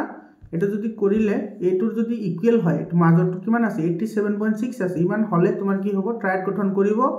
যদি ইমান নহয় তেতিয়া হলে ট্ৰাইড গঠন নকৰে মৰমৰ ছাত্ৰ ছাত্ৰী সকল এনেকুৱা ধৰণৰ কোৱেশ্চন মই যেতিয়া তোমালোকক এমসিকিউ কৰাইছো প্ৰত্যেকটো চেপ্টাৰৰে এমসিকিউ কৰোৱা হৈছে তেতিয়া মই তোমালোকক কৈছিলো যে এনেকুৱা ধৰণৰ কোৱেশ্চন কিন্তু আহিব পাৰে আৰু বহুতে ৰিলেটেবল কোৱেশ্চন হয় এটো এটা তুমি ডিভাইড কৰা 177.7 এটো তুমি ডিভাইড কৰিব লাগে 2 ৰে গতিকে এটো যাব কেইবাৰ 8 বাৰ গলে যাব এটো তোমাৰ 16 ইফালে থাকিব 7 ইফালে থাকিব 1 হয়নে আকৌ ইফালে তোমাৰ 17 ৰৈ গল তো ইফালে তোমাৰ কিমান আহিব 8 আহিব এটো আহিব তোমাৰ 16 ইফালে 7 থাকিব ইফালে থাকিব 1 হয়নে ইয়াতে তুমি পয়েন্ট দি দিয়া ইয়াতে পয়েন্ট দিবা ইয়াতে পয়েন্ট দিলে তোমাৰ ইয়াতে পয়েন্টটো উঠি যাব তো এটো আকৌ কেইবাৰ যাব 8 বাৰ যাব হয়নে 8 গুণ কি হ'ব 16 হ'ব তো এটো তোমাৰ কিমান পালো 88.8 পালো ইয়াতে চোৱা ইয়াতে দিয়া আছে তোমাৰ 87.8 অৰ্থাৎ ইয়াতে আমাৰ কি হৈছে মোটামুটি 1 এটা ইনক্ৰিজ হৈছে কিন্তু 1 এটা ইনক্ৰিজ হলে চোৱা এটো তোমাৰ 88 অৰ্থাৎ 50 তকৈ বেছি যদি 1 ইনক্ৰিজ হয় তেতিয়া হলে হেতুক আমি এপ্ৰক্সিমেট ভ্যালু এটা ধৰিব পাৰো এটো তোমাৰ কি হ'ব 87.8 প্ৰায় কাছাকাছি মানে ওচৰা-ওচৰি আছে গতিকে এটো তোমাৰ কি হ'ব শুদ্ধ হ'ব অৰ্থাৎ তোমাৰ এই x y আৰু z মৌল তোমাৰ কি কৰিব ট্ৰাইড গঠন কৰিব ঠিক আছে প্ৰথমতে ডেফিনিশনটো লিখিবা ডেফিনিশন লিখাৰ পিছত তুমি এইখিনি লিখি দিবা তোমাৰ এনসাৰ আহি যাব এনসাৰ হৈ যাব বুজি পালানে এৰ পিছৰ প্ৰশ্নটো চোৱা 51 নম্বৰ কোৱেশ্চনটো তোমাৰ কি কৈছে তলত দিয়া চিত্ৰটো মানুহৰ শ্বাসতন্ত্ৰৰ ছবি দেখুৱা হৈছে তো ইয়াৰ এ নম্বৰ প্ৰশ্নটো হৈছে তোমাৰ w আৰু y চিহ্নিত অংশ দুটাৰ নাম কি হ'ব এটো চোৱা এটো w হয় এটো হৈছে তোমাৰ এই যেটো দীঘল যেটো কাপড় সদৃশ কি আছে হেতু কয় তোমাৰ লেৰিংস এটো কি বুলি কয় লেৰিংস বুলি কয় আৰু যেটো ওপৰত আছে এই চোৱা ওপৰটো ইয়াতে তোমাৰ এৰো কৰিছে হয়নে মই যদি ভুল নহয় তেতিয়া হলে তো ওপৰটো বুজাইছে তোমালোকে এবাৰ চাই লবাচোন তেই ওপৰটো বুজাইছে তো w টো তোমাৰ কি হ'ব লেৰিংসৰ ওপৰৰ অংশটোক ফেৰিংস বুলি কয় কি বুলি কয় এটো হৈছে তোমাৰ ফেৰিংস ঠিক আছে আৰু ইয়াতে যেটো y আছে সেই y টো তোমাৰ কি হয় ইয়াতে তোমাৰ ডিটেকশন কৰিছে তো এইখিনি তোমাৰ কি হয় হাওফাও হয় এটো হৈছে কি হাওফাও বুজি পালানে তো এটো আমাৰ এনসাৰ হৈ গল তোমালোকে এবাৰ চাই লবাচোন তোমালোকৰ বুকত দুনিয়াকে দিয়া আছে এটোৰ চিত্ৰ বি নম্বৰটোত কৈছে তোমাৰ শ্বাস-প্ৰশ্বাস গেছৰ বিনিময়ৰ বাবে এক অপৰিহাৰ্য প্ৰক্ৰিয়া অপৰিহাৰ্য মানে যাক আমি কেতিয়াও পৰিহাৰ কৰিব নোৱাৰো অৰ্থাৎ আমাৰ শ্বাস-প্ৰশ্বাস নহলে আমাৰ গেছৰ বিনিময় কেতিয়াও সম্ভৱ নহব বুজি পাইছানে হেতু বুজাইছে তো এটোৰ এনসাৰ তুমি কেনেকৈ লিখিবা এটো চোৱা শ্বাস-প্ৰশ্বাসৰ কথা কৈছে তো তুমি প্ৰথম ষ্টাৰ্টিংতে তুমি এনেকৈ লিখিবা যে জীৱ এটা জীয়াই থাকিবলৈ হলে প্ৰয়োজনীয় যিখিনি অক্সিজেন আছে বায়ুমণ্ডলৰ পৰা আমাৰ কি কৰা হয় উশাহৰ সহায়ত অৰ্থাৎ শ্বাসৰ সহায়ত বায়ুমণ্ডলৰ পৰা গ্ৰহণ কৰা হয় আৰু যেটো আমাৰ শ্বসন প্ৰক্ৰিয়া আছে এই শ্বসন প্ৰক্ৰিয়াত উৎপাদিত অলাগতিয়াল গেছ শ্বসন প্ৰক্ৰিয়াত উৎপাদিত অলাগতিয়াল যেটো গেছ আছে হেতু হৈছে তোমাৰ কাৰ্বন ডাই অক্সাইড। সেই কাৰ্বন ডাই অক্সাইডখিনি আমি কি কৰোঁ নিশাহত এৰি দিওঁ, অৰ্থাৎ প্ৰস্ৰাৱত এৰি দিওঁ। আৰু এই গোটেইখিনি কাৰ্য তোমাৰ কি হয় হাওঁফাওঁৰ মাজেৰে তোমাৰ সম্পাদিত হয়। সেইকাৰণে তোমাৰ শ্বাস প্ৰশ্বাস হৈছে আমাৰ গেছ বিনিময়ৰ, অৰ্থাৎ অক্সিজেন গ্ৰহণ কৰা বা কাৰ্বন ডাই অক্সাইড এৰি দিয়া সেইটো এটা অপৰিহাৰ্য প্ৰক্ৰিয়া। বুজি পালানে মৰমৰ ছাত্ৰ ছাত্ৰীসকল? তোমালোকৰ ভিডিঅ'টো কেনেকুৱা লাগিছে তোমালোকে কমেণ্ট কৰি জনাবা। 52 নম্বৰ কুৱেশ্যনটো চা কি কৈছে, উদ্ভিদৰ পাতে ৰেচনত সহায় কৰা দুটা উপায় চমুকৈ বুজাই লিখা। এইটো 2 মাৰ্কছ আছে। তো ইয়াতে তোমাৰ দুটা উপায় লিখিবলৈ দিছে, কাৰ দ্বাৰা তোমাৰ পাতৰ দ্বাৰা। তো তোমাৰ চোৱা এইটো পাতত থকা তুমি প্ৰথমটো লিখিবা যে পাতত থকা পত্ৰৰন্ধ্ৰৰ সহায়ত গেছৰ বিনিময় হয়। পত্ৰৰন্ধ্ৰৰ সহায়ত গেছৰ বিনিময় হয়, অৰ্থাৎ তোমাৰ উদ্ভিদৰ কাৰণে বৰ্জনীয় যেটো গেছ সেইটো অক্সিজেন হয় আৰু প্ৰাণীৰ কাৰণে বৰ্জনীয় গেছ হৈছে কাৰ্বন ডাই অক্সাইড। তো তোমাৰ এই অক্সিজেনখিনি তোমাৰ কি কৰে পত্ৰৰন্ধ্ৰৰ সহায়ত তোমাৰ বাহিৰত ওলাই দিয়ে আৰু কাৰ্বন ডাই অক্সাইডখিনি গ্ৰহণ কৰে। তো এইটো হৈ গ'ল তোমাৰ 1 নম্বৰ। আৰু 2 নম্বৰত লিখিবা সালোকসংশ্লেষণৰ তোমাৰ বাহিৰে যিমানখিনি তোমাৰ অলাগতিয়াল পানী থাকিব সেই পানীখিনি তোমাৰ কি কৰে বাষ্পমোচন কৰাত সহায় কৰে, অৰ্থাৎ পত্ৰমোচন পদ্ধতিৰ সহায়ত দেহৰ পৰা ওলাই যোৱাত সহায় কৰে। যেহেতু দুটা লিখিব দিছে তো তুমি এই দুটা লিখিলে তোমাৰ এনসাৰ হৈ যাব। আৰু ৰেচন ক্ৰিয়াটো তোমাৰ সিপাহীয়েও সহায় কৰে। এই কথাটো মনত ৰাখা, ৰেচন প্ৰক্ৰিয়াত সিপাহীয়েও সহায় কৰে। কেনেকৈ সহায় কৰে? শিপাত থকা বা কাণ্ডত থকা যিবোৰ তোমাৰ বাতৰন্ধ্ৰ আছে, মনত ৰাখিবা পাতত থকা ৰন্ধ্ৰবোৰক পত্ৰৰন্ধ্ৰ বুলি কয়, আৰু তোমাৰ শিপা বা তোমাৰ গছৰ ঠাল ঠেঙুলিত থকা যিবোৰ ৰন্ধ্ৰ আছে সেইবোৰক বাতৰন্ধ্ৰ বুলি কয়। ঠিক আছে, সেইবোৰক বাতৰন্ধ্ৰ বুলি কয়। তো বাতৰন্ধ্ৰৰ সহায়তো তোমাৰ কি কৰে অতিৰিক্ত পানীখিনি বাষ্পীভূত হোৱাত বা তোমাৰ পত্ৰমোচন হোৱাত সহায় কৰে। পত্ৰমোচন নহ'ব, এইটো বাষ্পমোচন হোৱাত সহায় কৰে। বুজি পালানে? ইয়াৰ পিছৰ প্ৰশ্নটোত কি হৈছে চোৱা 53 নম্বৰৰ এ নম্বৰ কুৱেশ্যনটোত কৈছে দুটা নিউৰনৰ মাজৰ সংযোগী অংশক কি বুলি কোৱা হয়? এইটোতো আমি সকলোৱে জানো, একেবাৰে সিম্পল কুৱেশ্যন হয়। এইটোক আমি সাইনেপছ বুলি কওঁ, সেইটোক সাইনেপছ বুলি কোৱা হয়। এতিয়া তোমাৰ বি নম্বৰ প্ৰশ্নটো চোৱা, বি নম্বৰ প্ৰশ্নটোত কি কৈছে, এইটো কিন্তু বহুতেই ইম্পৰ্টেণ্ট হয়। তোমালোকক যেতিয়া মই চেপ্টাৰ ৱাইজ এনালাইচিছ কৰিছোঁ তেতিয়া মই কৈছোঁ যে এইটো ইম্পৰ্টেণ্ট হয় বুলি। তো এনেকুৱা ধৰণৰ কুৱেশ্যন তুমি বুজাটো বহুতেই ইম্পৰ্টেণ্ট হয়। যেতিয়াই তুমি এটা হিংস্ৰ কুকুৰ তোমাৰ ফালে দৌৰি অহা দেখিলা তেতিয়া তুমি বেগৰ কি কৈছে এইটো তুমি অতি বেগেৰে তুমি পলাই যোৱা বা তুমি কুকুৰটোক ভয় খুৱাবলৈ লাঠি এডাল লৈ খেদি যোৱা। এইটো কেনেকৈ হয় জানানে? ইয়াৰ কাৰণটো কি ব্যাখ্যা কৰা। এইটো 2 মাৰ্কছ আছে কিন্তু। তো তুমি এইটো অলপমান লিখিব লাগিব। কেনেকৈ লিখিবা চোৱা, তোমালোকৰ যিটো খং ভাৱ, তাৰপিছত তোমাৰ যিটো ভয় হয়, তাৰপিছত তোমাৰ যিটো ফূৰ্তি, এই গোটেইখিনি কাম এটা হৰমনে নিয়ন্ত্ৰণ কৰে। হৰমনটোৰ নাম মনত আছেনে বাৰু? সেই হৰমনটোৰ নাম যদি তোমাৰ মনত আছে তোমালোকে কমেণ্ট ছেকশ্যনত জনোৱাচোন হৰমনটোৰ নাম কি। সেই হৰমনটোৰ নাম কি আৰু সেই হৰমনটো কোনটো গ্ৰন্থিয়ে নিহৰণ কৰে? ঠিক আছে, তো তোমালোকে কমেণ্ট ছেকশ্যনত জনাবাচোন কোনে কোনে জানা। চাওঁ আজি কিমানখিনি পঢ়িলা তোমালোকে। খং ভয় বা ফূৰ্তি বা তোমাৰ যিটো ছেডনেছ, সেই গোটেইখিনি কাম তোমাৰ এটা হৰমনে নিয়ন্ত্ৰণ কৰে, আৰু সেই হৰমনটোৰ নাম হৈছে তোমাৰ এড্ৰিনেলিন হৰমন। কি হৰমন? Adrenaline hormone. যেহেতু ইয়াতে তোমাৰ হিংস্ৰ কুকুৰৰ কথা কৈছে গতিকে এড্ৰিনেলিন হৰমনটো নিহৰণ হ'ব, আৰু এড্ৰিনেলিন হৰমনটো তুমি এই কথাটো মনত ৰাখিবা এইটো তোমাৰ ডাইৰেক্টলি তেজত নিহৰিত হয়। আৰু এড্ৰিনেলিন হৰমনটো কোনে নিহৰণ কৰিব? এইটো এড্ৰিনেল গ্ৰন্থিয়ে তোমাৰ কি কৰে নিহৰণ কৰে। এড্ৰিনেল গ্ৰন্থিয়ে এড্ৰিনেল হৰমনটো নিহৰণ কৰে আৰু তেজত নিহৰণ কৰে। সেইকাৰণে আমাৰ ভয় ভাৱটো আহে, আৰু ভয় ভাৱ আহিলে আমাৰ হৃদযন্ত্ৰৰ যিটো ধপধপনি সেইটো তোমাৰ কি হয় বৃদ্ধি পায়। হৃদযন্ত্ৰৰ ধপধপনি বৃদ্ধি পায়। আৰু তোমাৰ যিটো তোমাৰ সাহসী যিটো গুণ, সাহসী গুণটো তোমাৰ কি কৰিব এড্ৰিনেলিন হৰমনেই তোমাৰ কি কৰে জাগ্ৰত কৰে। তো সেইকাৰণে তোমাৰ এই যিটো প্ৰশ্ন আছে তুমি যদি এইখিনি কথা বুজি পাইছা আৰামছে লিখিব পাৰিবা। তো মই তথাপি এবাৰ কৈ দিছোঁ তুমি কেনেকৈ লিখিবা। সৰ্বপ্ৰথম ক'বা যে হিংস্ৰ কুকুৰ এটা যেতিয়া আমাৰ ওচৰলৈ আহিব তেতিয়া আমাৰ এড্ৰিনেল গ্ৰন্থিয়ে এড্ৰিনেলিন হৰমন নিহৰণ কৰিব, যাৰ ফলত আমাৰ ভয় লাগিব পাৰে। ইয়াতে যিহেতু বা দিছে গতিকে তুমি এনেকৈ লিখিবা ভয় লাগিব পাৰে বা আমাৰ মনত সাহস জাগিব পাৰে সেই এড্ৰিনেলিন হৰমনৰ কাৰণে, যাৰ বাবে আমি কি কৰিব পাৰিম কুকুৰটো চাই ভয়ো খাব পাৰিম বা আমি সেইটো খেদাবলৈ যাব পাৰিম। বুজি পাইছানে? তো এইটোৰ এনসাৰ এনেকৈ লিখিবা, হৈ যাব। আৰু এটা কথা তোমালোকক কওঁ, যেহেতু তোমাক ইয়াতে স্পেচিফিককৈ তুমি বুলি মেনশ্যন কৰিছে গতিকে তুমি এনসাৰবোৰ লিখিতে সদায় তোমাৰ মই শব্দটো ইউজ কৰিবা। মই শব্দটো ইউজ কৰিলে কি হয় সেই এনসাৰবোৰ তোমাৰ বেছি স্পেচিফিক হোৱা যেন লাগে। বুজি পাইছানে? মানে সেইটো বেছি বেটাৰ যেন লাগে যে মই এই কৰিম মই সেই কৰিম। তো সেইটো বেছি স্পেচিফাইড হয় ইয়াৰ পিছত চোৱা তোমাৰ অৰ যেটো কোৱেশ্চন আছে সেই অৰ কোৱেশ্চনত তোমাৰ কি কৈছে উদ্ভিদৰ কোষ বিভাজনৰ বাবে দায়ী হৰমনটো কোন হয় কোনটো হৰমনে তোমাৰ উদ্ভিদৰ কোষ বিভাজনত সহায় কৰে সো যেকিটা উদ্ভিদৰ হৰমন আছে প্ৰাণীৰ হৰমন আছে তোমালোকক এই প্ৰথম এই বছৰৰ প্ৰথমৰ পৰাই কোৱা আছে যে হৰমন উদ্ভিদৰ হৰমন আৰু প্ৰাণী হৰমনৰ তোমাৰ চাৰিটা পাঁচটাকৈ হৰমন আছে তুমি মনত ৰাখিব লাগিব বহুতেই ইম্পৰ্টেন্ট হয় মই তোমালোকক এবাৰ মনত পেলাই দিছো চোৱা যেটো তোমাৰ উদ্ভিদৰ যেটো প্ৰথম হৰমন আছে হেটো হৈছে তোমাৰ অক্সিন বা অক্সিন বুলি কয় তো তোমাৰ এই অক্সিনৰ কাম হৈছে তোমাৰ কাণ্ডবোৰ বৃদ্ধি হোৱাত সহায় কৰা কাণ্ড বৃদ্ধি হোৱাত সহায় কৰা দুই নম্বৰত আছে তোমাৰ কি জিবাৰেলিন হয়নে তো জিবাৰেলিনৰ কাম হৈছে তোমাৰ কাণ্ডৰ কলেবৰ বৃদ্ধি কৰা ঠিক আছে কাণ্ডৰ কলেবৰ বৃদ্ধি কৰা বা ফুল বা তোমাৰ ফল ধৰাৰ সময়টো কিন্তু জিবাৰেলিনে কি কৰে নিৰ্ধাৰণ কৰে তিনি নম্বৰত আছে তোমাৰ এফসাইসিক এসিড তিনি নম্বৰ কি আছে এফসাইসিক এসিডৰ কাম কি এফসাইসিক এসিডৰ কাম হৈছে তোমাৰ বৃদ্ধিত বাধা প্ৰদান কৰা বৃদ্ধিত কি কৰা বাধা প্ৰদান কৰা তাৰ পিছত তোমাৰ পাত তাৰ পিছত ফল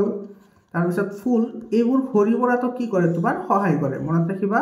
পাত হৰি পৰাত সহায় কৰে তো ফল হৰি পৰাত সহায় কৰে ফুল হৰি পৰাত সহায় কৰে তাৰ লগতে তোমাৰ ফল পকাটো সহায় কৰে ফল পকাটো কি কৰে সহায় কৰে এটো হৈছে এফসাইসিক এসিডৰ কাম আৰু 4 নম্বৰত হৈছে কি তোমাৰ সাইটোকাইনিন 4 নম্বৰত হৈছে কি সাইটোকাইনিন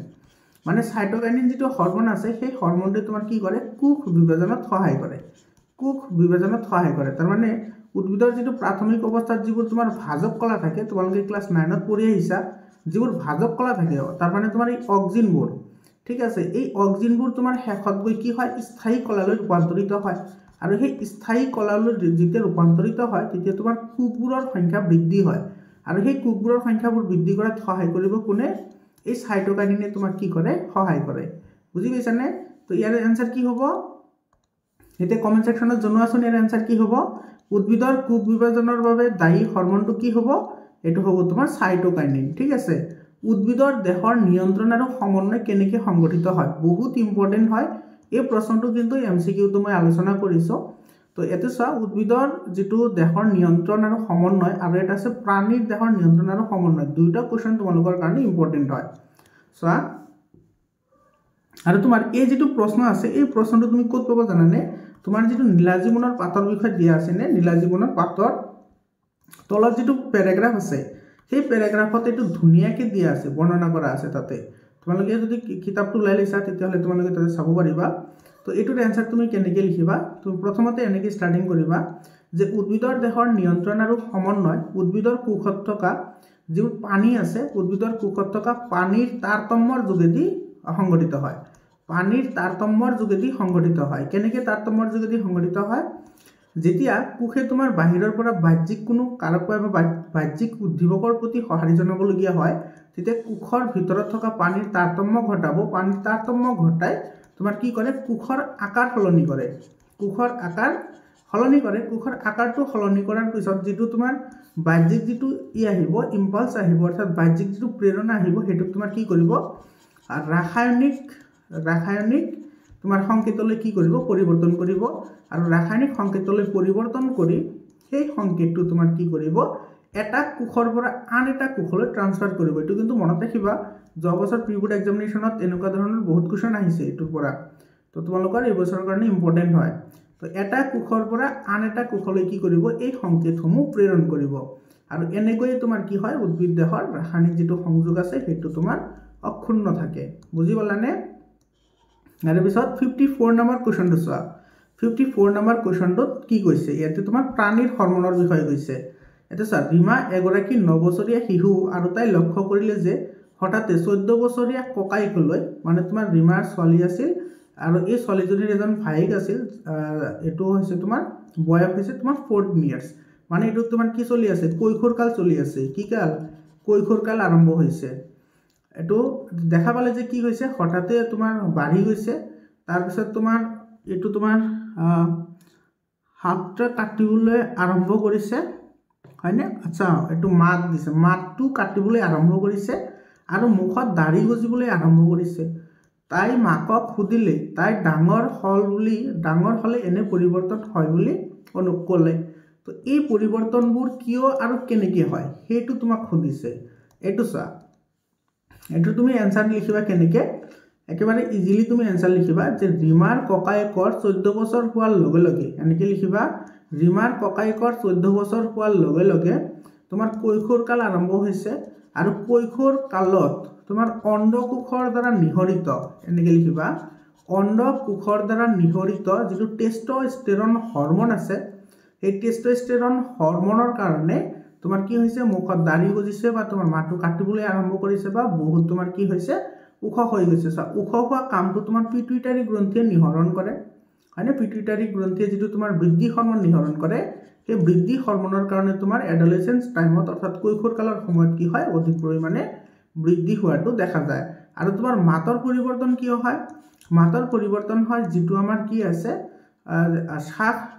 শাক নলী হয়নে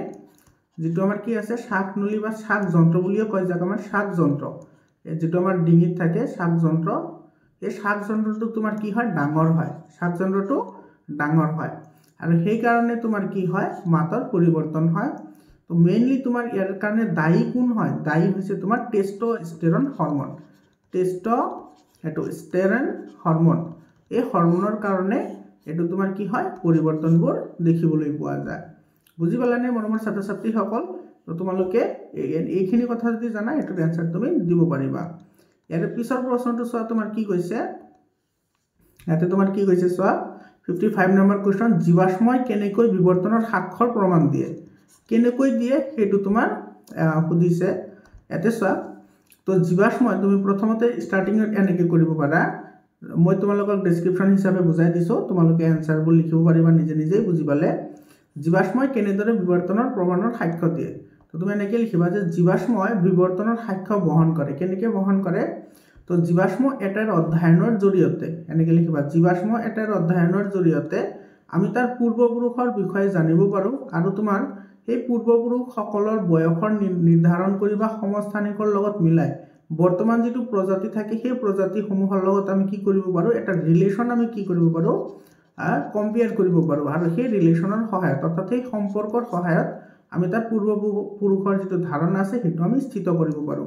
আৰু তোমাৰ এই জীৱাশ্ম সমূহৰ পৰা তোমাৰ বিৱৰ্তনৰ যেটো সাক্ষ্য আছে হেতুৰ কাৰণে আমি দুটা পদ্ধতি অৱলম্বন কৰো কেইটা পদ্ধতি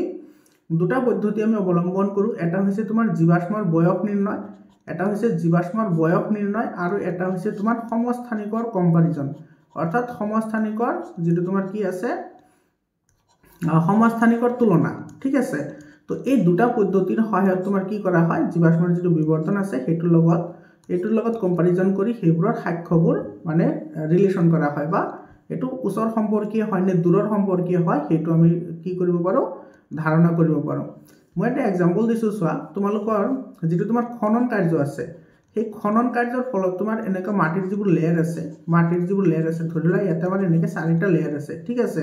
তো একেবাৰে ওপৰৰ যেটো লেয়াৰত তোমাৰ যেটো ধৰা ইয়াতে এটা তোমাৰ এনেকা কিবা এটা প্ৰাণী আছে আৰু সেই প্ৰাণীটোৰ ইয়াতে তোমাৰ কি আছে জীৱাশ্ম আছে আৰু তাৰ তলত এটা তোমাৰ কি আছে প্ৰাণী আছে আৰু তাৰ তলত আৰু এটা প্ৰাণী আছে তো যেতিয়া তুমি খনন কাৰ্য আৰম্ভ কৰিবা খনন কাৰ্য আৰম্ভ কৰাৰ পিছত তুমি প্ৰথমতে যেটো জীৱাশ্ম পাবা তো একেবাৰে ওপৰত পাবা তো এই ওপৰত থকা যেটো জীৱাশ্ম সেই জীৱাশ্মটোৰ তোমাৰ বয়স আটাইতকৈ কম হ'ব তাৰ তলত যেটো আছে হেতুৰ বয়স অলপ বেছি হ'ব আৰু একেবাৰে তলত যেটো আছে হেতুৰ বয়স আটাইতকৈ বেছি হ'ব কাৰণ কি জানানে কাৰণ আমি সকলোৱে জানো যে মাটি গঠন হওঁতে মিলিয়ন বছৰ লাগে আৰু মাটি হৈছে তোমাৰ তৰপে এটা গঠন তো তৰপে মাটি গঠন হয় আৰু এটা তৰপ গঠন হওঁতে মিলিয়ন বছৰ লাগে তো এতিয়া চোৱা এই জীৱাশ্ম যেতিয়া পোৱা যাব এই জীৱাশ্মসমূহৰ প্ৰথমতে বয়স নিৰ্ধাৰণ কৰিম বয়স নিৰ্ধাৰণ কৰাৰ পিছত আমি সমস্থানিক নিৰ্ধাৰণ কৰিম আৰু সেই সমস্থানিকবোৰ ইয়াৰ লগত যেটো গাঠনিক আৰু দৈহিক যেটো তোমাৰ ক্যাৰেক্টাৰিষ্টিক্স থাকিব সেই ক্যাৰেক্টাৰিষ্টিক্সৰ লগত বৰ্তমান যিবোৰ প্ৰাণী আছে সেইবোৰৰ লগত মিলোৱা হ'ব বা ৰিজোৱা হ'ব তো মিলোৱা হোৱাৰ পিছত তোমাৰ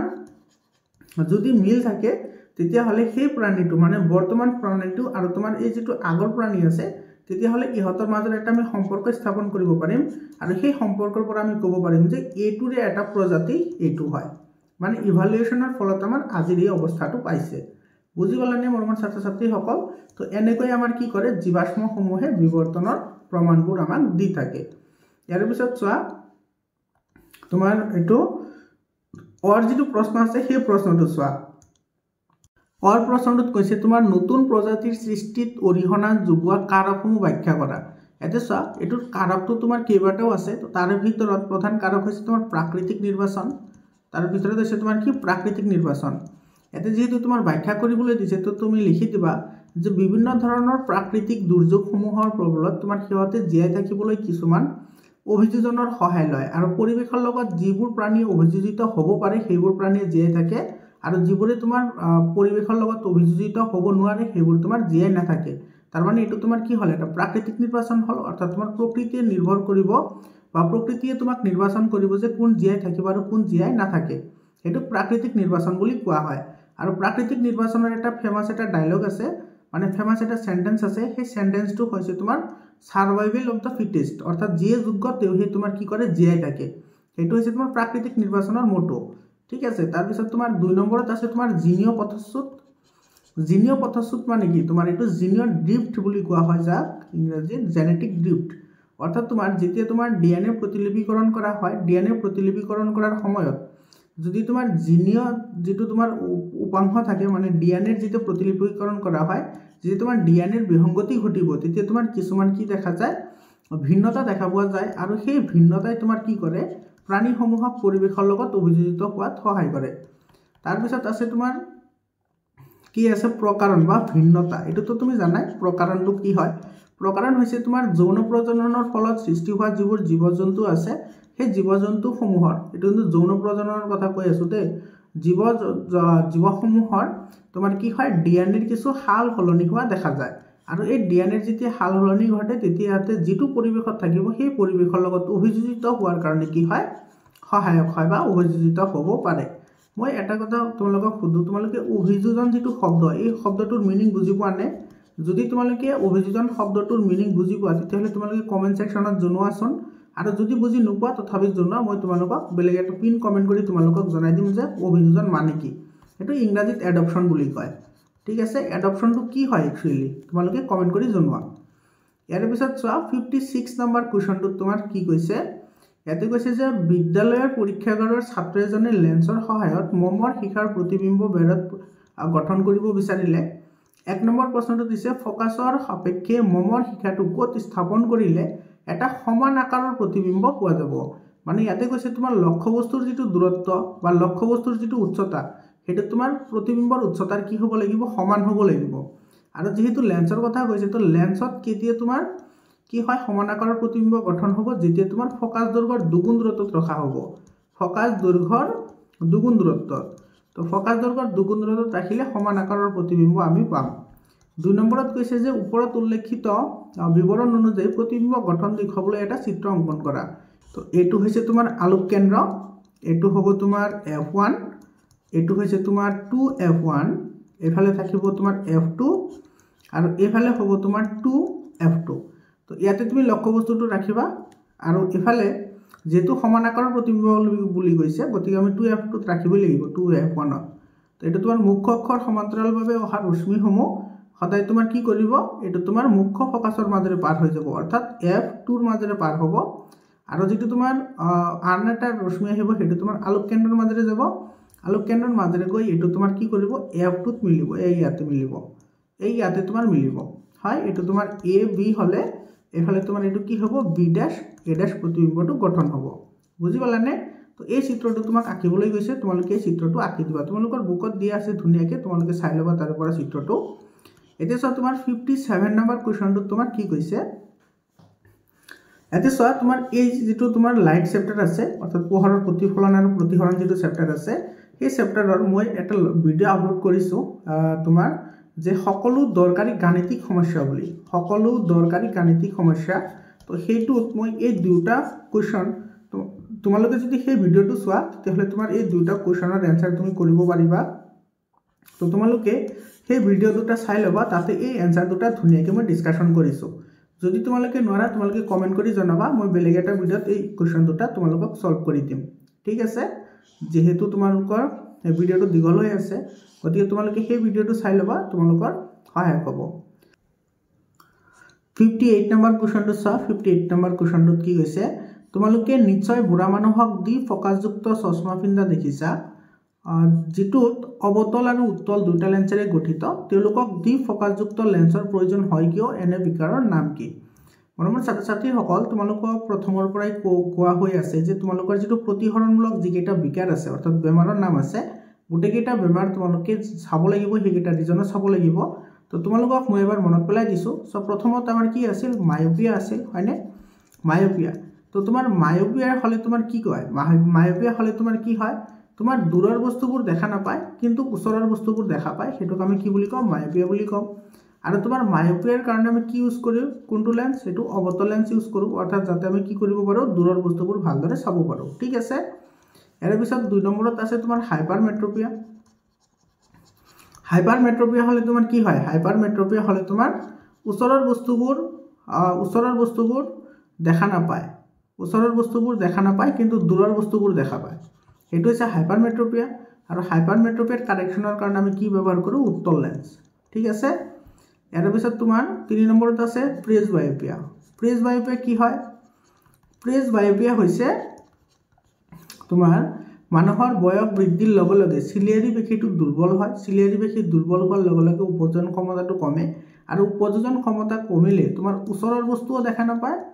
এটো ওচৰৰ বস্তুও নেদেখে আৰু দূৰৰ বস্তুও নেদেখে আৰু তেনেকুৱা ক্ষেত্ৰত তোমাৰ হেতু কি কৰা হয় দ্বি ফকাছযুক্ত লেন্স ইউজ কৰা হয় দ্বি ফকাছযুক্ত লেন্স ইউজ কৰা হয় য'ত তোমাৰ উত্তল আৰু অৱতল দুটা থাকে যাতে উত্তল লেন্সৰ দ্বাৰা তোমাৰ কি কৰিব পাৰে আৰু দূৰৰ বস্তু চাব পাৰে আৰু অৱতল লেন্সৰ দ্বাৰা তোমাৰ কি কৰিব পাৰে ওচৰৰ বস্তু দূৰৰ বস্তুবোৰ চাব পাৰে আৰু উত্তল লেন্সৰ দ্বাৰা যাতে ওচৰৰ বস্তুবোৰ চাব পাৰে বুজি পাইছানে উত্তল লেন্সে তোমাৰ কি কৰিব ওচৰৰ বস্তুবোৰ ডাঙৰকৈ দেখাত সহায় কৰিব আৰু অৱতল লেন্সে তোমাৰ কি কৰিব দূৰৰ বস্তুবোৰ দেখাত সহায় কৰিব ইয়াৰ পিছত আছে তোমাৰ ক্যাটাৰেক্ট হয়নে এটা আছে কি তোমাৰ ক্যাটাৰেক্ট তো তোমাৰ ক্যাটাৰেক্টটো কি হয় ক্যাটাৰেক্ট হৈছে তোমাৰ মানুহৰ যিটো বয়স হয় বয়স হোৱাৰ লগে লগে চকুটো তোমাৰ কি হৈ যায় দুগ্ধ সদৃশ হৈ যায় আৰু এই বেমাৰটোক তোমাৰ কি বুলি কোৱা হয় ক্যাটাৰেক্ট বুলি কোৱা হয় আৰু ক্যাটাৰেক্ট হ'লে আমি কি ইউজ কৰোঁ কন্টাক্ট লেন্স কি ইউজ কৰিব পাৰোঁ আমি কন্টাক্ট লেন্স বা আমি সাৰ্জাৰীও কৰিব পাৰোঁ সাৰ্জাৰী কৰিলেও আমি এইটো হাত সাৰিব পাৰোঁ বেমাৰৰ পৰা এতিয়া তুমি এনসাৰটো কৰিব পাৰিবা নিশ্চয় একেবাৰে ইজি হয় এতে চোৱা তুমি ষ্টাৰ্টিঙত কি কৰিবা এনেকৈ লিখিবা যে মানুহৰ বয়স হোৱাৰ লগে লগে চকুৰ চিলিয়াৰী পেশীটো দুৰ্বল হোৱাৰ ফলত উপযোজন ক্ষমতা কমি যায় আৰু উপযোজন ক্ষমতা কমি যোৱাৰ লগে লগে ওচৰৰ বস্তু বা দূৰৰ বস্তু কোনোটোৱে চাব নোৱাৰে বা ভালদৰে প্ৰত্যক্ষ কৰিব নোৱাৰে যাৰ কাৰণে কি কৰিব লাগে দ্বি ফকাছযুক্ত লেন্স ব্যৱহাৰ কৰিব লাগে য'ত অৱতল আৰু উত্তল লেন্স দুটা থাকে অৱতল লেন্সে তোমাৰ কি কৰিব অৱতল লেন্সে তোমাৰ দূৰৰ বস্তুবোৰ ভালদৰে চোৱাত সহায় কৰিব আৰু উত্তল লেন্সে তোমাৰ কি কৰিব ওচৰৰ বস্তুবোৰ ভালদৰে চোৱাত সহায় কৰিব আৰু তোমাৰ এইটো এই বিকাৰৰ নাম কি সেই বিকাৰৰ নাম হৈছে তোমাৰ প্ৰেছবায়োপিয়া বিকাৰৰ নাম হৈছে প্ৰেছবায়োপিয়া বুজি পালানে ইয়াৰ পিছত তোমাৰ চোৱা ইয়াতে চোৱা তোমাৰ 58 নম্বৰ যেটো আছে তোমাৰ এটা আছে তোমাৰ মায়োপিয়া সেই মায়োপিয়াৰ দুটা ৰিজন আছিল হয়নে ৰিজন দুটা তোমালোকে কমেন্ট কৰি জনোৱাচোন তোমালোকৰ এবাৰ প্ৰেক্টিস হৈ যাব হাইপাৰমেট্ৰপিয়াৰ ৰিজন দুটাও তুমি কমেন্ট কৰা ঠিক আছে তোমালোকৰ প্ৰেক্টিস হৈ যাব সব তোমালোকে কোনে কিমান শিকিলা তাৰ পিছত তোমাৰ চোৱা অৰ যেটো প্ৰশ্ন আছে সেই প্ৰশ্নটো কিন্তু বহুত ইম্পৰ্টেন্ট হয় অৰ প্ৰশ্নটো সো ইয়াতে কৈছে কি ৰাজুৱে ৰামধেনু দৰ্শনীয় ৰংবোৰ ভাল পাইছিল কাছৰ প্ৰিজমৰ মাজেৰে সূৰ্যৰ পোহৰ পাৰ হ'বলৈ দিলে তো একে ধৰণৰ আৰ্হিকে পৰ্যবেক্ষণ কৰিছিল তেওঁ অনুমান কৰিছিল যে ইয়াৰ কাৰণ হৈছে কাছৰ প্ৰিজমৰ হেলনীয় প্ৰতিহাৰক পৃষ্ঠ যিয়ে এনে আকৰ্ষণীয় পৰিঘটনা দেখুৱায় আনহাতে আয়তাকাৰ কাছৰ টুকুৰাৰ মাজেৰে পোহৰ পাৰ হ'লে কোনো পৰিঘটনা দেখা নাযায় মানে যেতিয়া তোমাৰ প্ৰিজমৰ মাজেৰে পোহৰ পাৰ কৰিছিল তেতিয়া কিন্তু তেওঁ কি কৰিছিল সাতটা কালাৰ দেখা পাইছিল সেই সাতটা কালাৰ হৈছে কি V2R হয়নে মানে তোমাৰ এটো ভিজিউৰ বুলি কয় অৰ্থাৎ অসমীয়াত বেঙনি হেহাহুৰ বুলিও কয় যাক আমি কি বুলি জানো সূৰ্যৰ পোহৰৰ সাতটা ৰঙৰ সমষ্টি বুলি জানো কিন্তু যেতিয়া তোমাৰ এটো কি কৰিছিল আয়তাকাৰ কাছৰ টুকুৰাৰ মাজেৰে পোহৰ পাৰ কৰিছিল তেতিয়া কিন্তু তোমাৰ কি কৰা নাছিল এই পৰিঘটনাটো দেখা পোৱা নগৈছিল অৰ্থাৎ তোমাৰ পোহৰৰ বৰ্ণালী সৃষ্টি হোৱা নাছিল মানে ৰামধেনু সৃষ্টি হোৱা নাছিল বুজি পাইছা নে এতিয়া তোমাৰ প্ৰশ্ন চোৱা কি কৈছে কোন দুটা পৰিঘটনাৰ দ্বাৰা ৰামধেনুৰ সৃষ্টি ব্যাখ্যা কৰিব পৰা যায় ৰামধেনুৰ সৃষ্টি আমি কেনেকৈ ব্যাখ্যা কৰিব পাৰো এক নম্বৰত লিখিবা পোহৰৰ প্ৰতিহৰণৰ দ্বাৰা আমি ৰামধেনু ব্যাখ্যা কৰিব পাৰো আৰু 2 নম্বৰত লিখিবা তোমাৰ পোহৰৰ বিক্ষেপণ। পোহৰৰ বিক্ষেপণৰ দ্বাৰা আমি কি কৰিব পাৰোঁ ব্যাখ্যা কৰিব পাৰোঁ। ঠিক আছে, যেনেকুৱা তোমাৰ এইটো যেটো প্ৰিজম আছে, প্ৰিজমৰ মাজেৰে পোহৰ পৰিলে হেতু তোমাৰ বিচ্ছুৰিত হ'ব, বিচ্ছুৰিত হৈ তোমাৰ 7টা বৰ্ণালী সৃষ্টি কৰিব, হয়নে? এইটো আমি ভিজুৰ বুলি কওঁ। তো এইটো এটা তোমাৰ ৰামধেনুৰ কালাৰ হয়। ঠিক আছে, তাৰপিছত তোমাৰ বৰষুণৰ পিছত যেটো পানীৰ টোপাল হয়, পানীৰ টোপালৰ ভিতৰতো তোমাৰ এইটো প্ৰথমতে প্ৰতিহৰণ ঘটিব, তাৰপিছত পূৰ্ণ প্ৰতিফলন ঘটিব, আকৌ প্ৰতিহৰণ ঘটি বিচ্ছুৰণ ঘটিব, বিচ্ছুৰণ ঘটাৰ ফলত তোমাৰ কি হ'ব ৰামধেনুৰ সৃষ্টি হ'ব। ঠিক আছে, তো ইয়াৰ পিছত চোৱা তোমাৰ কি কৈছে, এইটো বি নম্বৰটো বহুত ইম্পৰ্টেণ্ট হয়। আয়তাকাৰ কাঁচৰ টুকুৰাৰ মাজেৰে পোহৰ পাৰ হৈ গ'লে কিয় বৰ্ণালীৰ সৃষ্টি নহয়? এইটো চোৱা, আয়তাকাৰ যেটো তোমাৰ গ্লাছ আছে এইটো তুমি কেনেকৈ ডেছক্ৰাইব কৰিবা? প্ৰথমতে লিখিবা যেহেতু তোমাৰ আয়তৰ বিপৰীত বাহুবোৰ সমান্তৰাল, আয়তৰ বিপৰীত বাহুবোৰ সমান্তৰাল আৰু আয়তাকাৰ কাঁচৰ টুকুৰাটো সমতল হয়, সেইকাৰণে পোহৰ যেতিয়া ইয়াৰে তোমাৰ আপতিত হ'ব, পোহৰ আপতিত হ'লে পোহৰৰ যেটো তোমাৰ গতিবেগ আছে অৰ্থাৎ দ্ৰুতি আছে, পোহৰৰ দ্ৰুতিটো কি নহয়, এই কাঁচৰ টুকুৰাৰ ভিতৰত পোহৰৰ দ্ৰুতি সলনি নহয়। তো পোহৰৰ যেটো দ্ৰুতি যদি সলনি নহয় তেতিয়াহ'লে এইটো একা বেকা নহ'ব, কাৰণ তোমাৰ যেতিয়া লঘুতৰ মাধ্যমৰ পৰা ঘনতৰ মাধ্যমত পোহৰ প্ৰৱেশ কৰে, ঘনতৰ মাধ্যমত পোহৰ প্ৰৱেশ কৰাৰ লগে লগে পোহৰৰ গতিবেগটো কমি যায়। পোহৰৰ গতিবেগ কমাৰ লগে লগে তাতে তোমাৰ কি হয়, অভিলম্বৰ কাষ চাপিব, আৰু অভিলম্বৰ কাষ চাপিলে যিবোৰৰ তৰংগ দৈৰ্ঘ্য বেলেগ বেলেগ আছে সেইবোৰ তোমাৰ বেলেগ বেলেগ হৈ কি কৰে এনেকৈ ওলাই আহে, যাক আমি কি বুলি কওঁ বৰ্ণালী বুলি কওঁ। বুজি পাইছানে? তো যিহেতু তোমাৰ দ্ৰুতি একে থাকে, দ্ৰুতি একে থাকিলে তোমাৰ কি নহয়, এইটো অভিলম্বৰ ওচৰতো নাযায়, অভিলম্বৰ পৰা আঁতৰিও নাযায়। সেইকাৰণে তোমালোকে চাবা যেটো আয়তাকাৰ কাঁচৰ মাজেৰে যেটো পোহৰৰ যেটো তোমাৰ আপতিত পোহৰ আৰু যেটো নিৰ্গত পোহৰ আছে, সেই পোহৰ দুটা সমান্তৰাল হয়, অৰ্থাৎ এইটো পোহৰ আৰু এইটো পোহৰ তোমাৰ সদায় কি হ'ব সমান্তৰাল হ'ব। তাৰ মানে কি ইয়াৰ ভিতৰত তোমাৰ কি হোৱা নাই, দ্ৰুতিৰ কোনো পৰিৱৰ্তন হোৱা নাই, আৰু সেই কাৰণে তোমাৰ কি নহয় কোনো ধৰণৰ বৰ্ণালীৰ সৃষ্টি নহয়। বুজি পালানে মৰমৰ ছাত্ৰ ছাত্ৰীসকল? যেহেতু 1 মাৰ্ক আছে তোমালোকে কনচেপ্টখিনি জানিলা, তোমালোকে আৰামছে এনসাৰটো লিখিব পাৰিবা। ইয়াৰ পিছৰ প্ৰশ্নটো চোৱা, 59 নম্বৰ কুৱেশ্যনটোত কি কৈছে, তলত দিয়া বৰ্তনীটোত ইমিটাৰত, এইটো আমাৰ ইমিটাৰ দি আছে, ইয়াৰে প্ৰবাহৰ মান দি আছে, অৰ্থাৎ আইৰ মান দি আছে তোমাৰ 2a, ইয়াতে তোমাৰ R1ৰ মান ওলাব লাগে, A2ৰ মান ওলাব লাগে। মৰমৰ ছাত্ৰ ছাত্ৰীসকল ইয়াতে চোৱা 59 নম্বৰৰ যেটো অৰ কুৱেশ্যন আছে আৰু যেটো এই কুৱেশ্যন আছে, এই কুৱেশ্যনটোত আমি বেলেগ এটা ভিডিঅ'ত আলোচনা কৰিম। অলৰেডি আজিৰ ভিডিঅ'টো বহুত দীঘল হৈ গৈছে।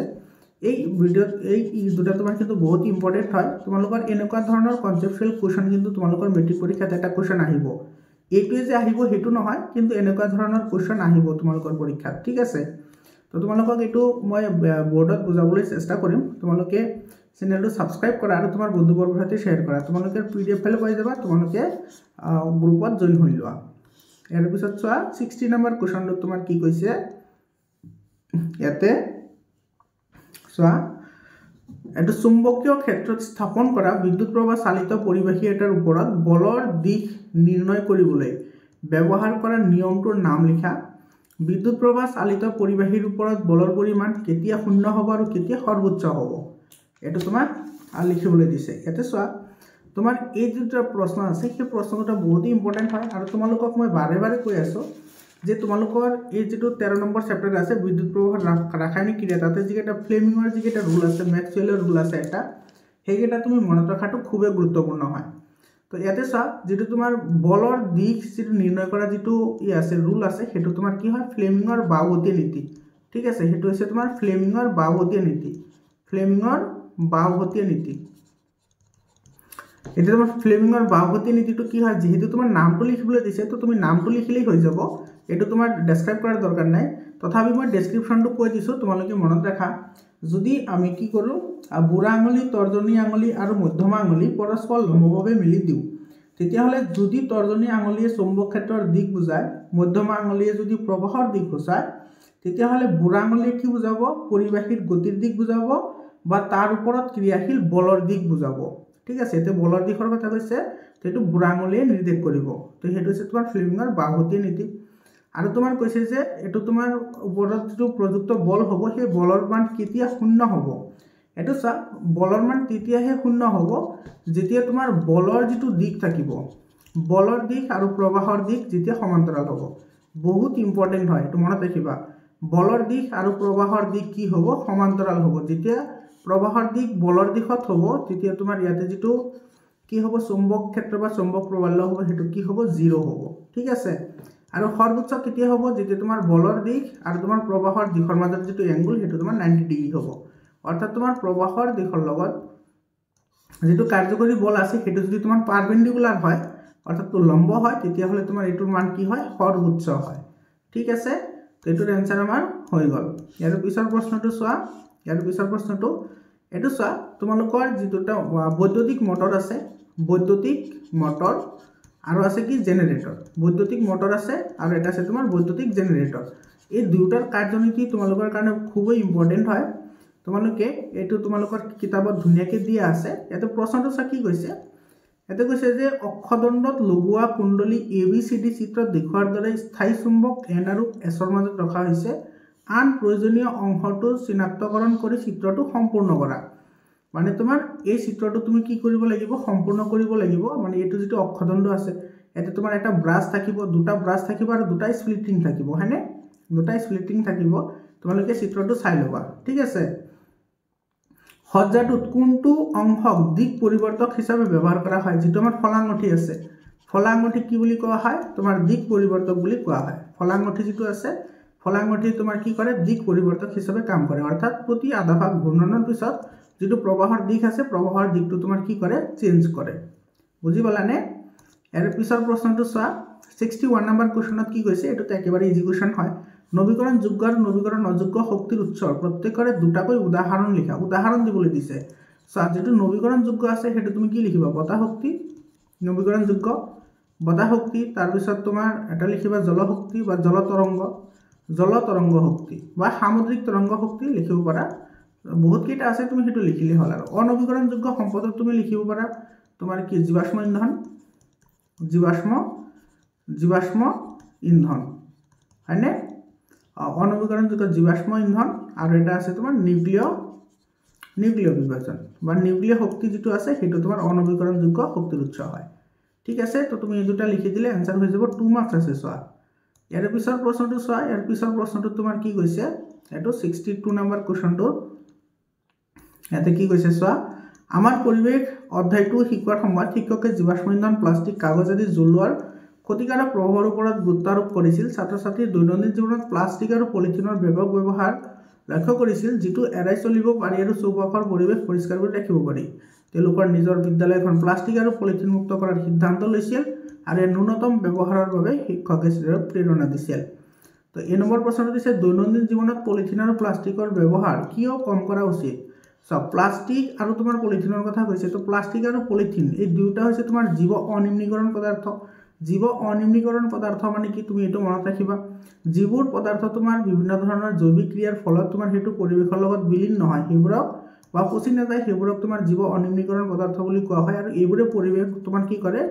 প্ৰচুৰ পৰিমাণে প্ৰদূষণ কৰে আৰু এইবোৰ জ্বলালে এইবোৰ যেতিয়া জ্বলোৱা হয় তেতিয়া হলে তোমাৰ কাৰ্বন ডাই অক্সাইড কাৰ্বন মনোক্সাইডৰ নিচিনা বিষাক্ত গেছ নিৰ্গত হয় সেইকাৰণে তুমি দৈনন্দিন জীৱনত প্লাষ্টিক আৰু পলিথিনৰ ব্যৱহাৰ কি কৰিব লাগিব কমাব লাগিব মাটিৰ উৰ্বৰতা নষ্ট কৰে হয়নে তো বিভিন্ন ধৰণৰ কাৰণ আছে তোমালোকে জানাই 2 নম্বৰ প্ৰশ্নটো তোমাৰ কি কৈছে চোৱা ছাত্ৰ-ছাত্ৰীসকলে নিজৰ বিদ্যালয়ত প্লাষ্টিক আৰু পলিথিনৰ ব্যৱহাৰ কি উপায়েৰে হ্ৰাস কৰিব পাৰি সো এই প্ৰশ্ন মই তোমালোকৰ